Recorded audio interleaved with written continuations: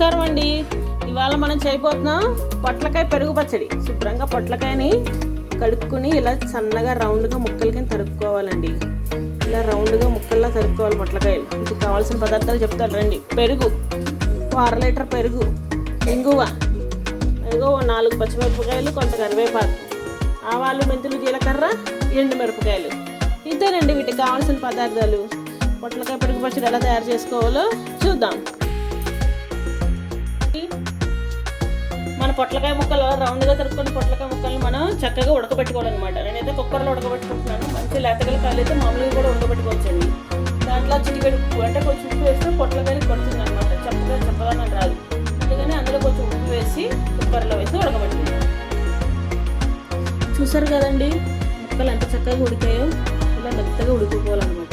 ఇలా మెత్తగా ఉడికిన ముక్కలను మనం శుభ్రంగా వార్ చేసుకుని ఒక పెళ్ళంలోకి ట్రాన్స్ఫర్ చేసుకుందాం.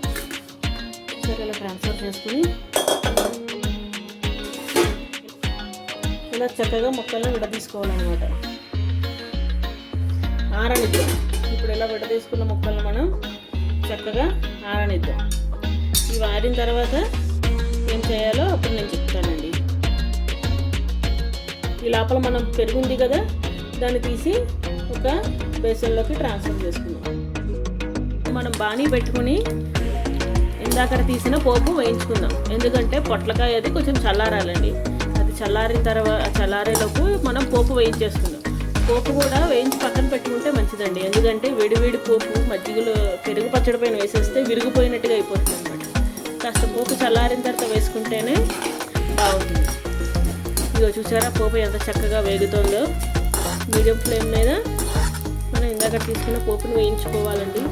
అలానే పచ్చిమిర్చి, కరివేపాకు కూడా ఉన్నాయి కదా, అది కూడా వేయించుకోవాలన్నమాట.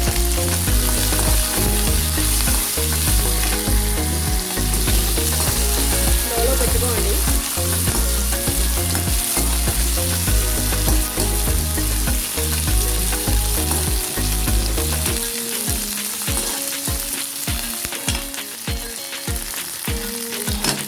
చూసారు ఎంత చక్కగా వేగుతుందో పోపు.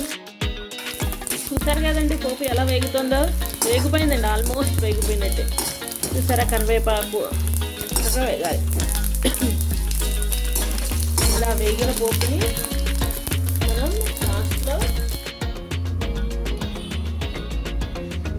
ఇప్పుడు మనం పెరుగును ఒక బౌల్లోకి ట్రాన్స్ఫర్ చేసుకుని ఇదిగోండి పొట్లకాయలు ఇలాగా ఉడికినవి ఇలా పిండుకుని పక్కన పెట్టుకోవాలన్నమాట. ఇందులోకి వేసేసుకుందాం. ఇందులోకి వేసేసుకుని చక్కగా ఇందులోనే తగినంత ఉప్పు, అంటే ఆల్రెడీ నేను పొట్లకాయలు ఉప్పు వేసాను కాబట్టి ఒక 1 చెంచా ఉప్పు పడుతుందండి. అంతకు మించి ఇంకా అవసరం ఉంది. చిటికెడు పసుపు వేసి దీన్ని చక్కగా కలుపుకోవడమే. చూసారు కదండి ఎంత చక్కగా పెరుగులో పొట్లకాయ కలిసిపోయిందో. ఇప్పుడు మనం ఇందాక వేయించుకున్న పోపుని ఇందులో వేసి మిక్స్ చేసేసుకుందాం కదండి. పోపు వేయడంతో ఎంత కలర్ఫుల్గా అయిందో మన పచ్చడి. చూసారా ఇలా చక్కగా పోపు వేసి కలుపుకోవడమే. అంతేనండి మన పచ్చడి రెడీ అయిపోయినట్టే. మా అత్తమ్మ చేసిన పచ్చడి మీకు గనక నచ్చినట్లయితే లైక్ చేయండి, షేర్ చేయండి, సబ్స్క్రైబ్ చేసుకోండి. ఇది మాత్రం అన్నంలో నెయ్యి వేసుకుని కలుపుకుని తింటే మాత్రం చాలా రుచిగా ఉంటుంది. Thanks for watching.